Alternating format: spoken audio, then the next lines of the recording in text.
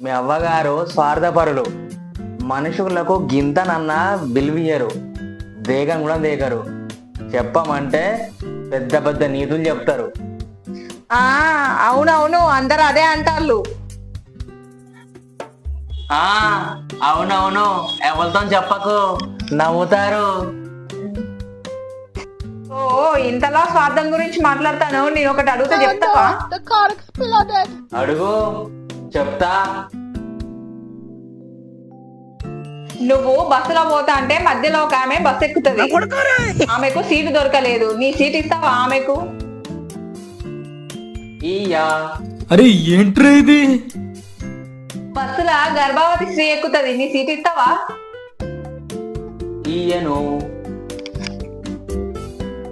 పండు ముసలమ్మ ఎక్కుతుంది. నీ సీట్ ఇస్తావా? ఏయ్, నా సీటు ఎవరికియ్యా, నేనే కూర్చుంటా. పేరుకేనా పెద్ద గొప్పోడు అని చెప్పుకుంటాను. స్వార్థపరులని మా వాళ్ళని అంటాను. నువ్వు కాదా స్వార్థపరునివి? నేను స్వార్థపరుడే కాదు, మంచోన్నే. మంచోనివైతేనే అంతమంది స్త్రీలకు సీట్ ఇయ్యనన్నావా? నా సీటు వాళ్ళందరికి ఎదిగితేనే నేను ఆ బస్సు డ్రైవర్నే.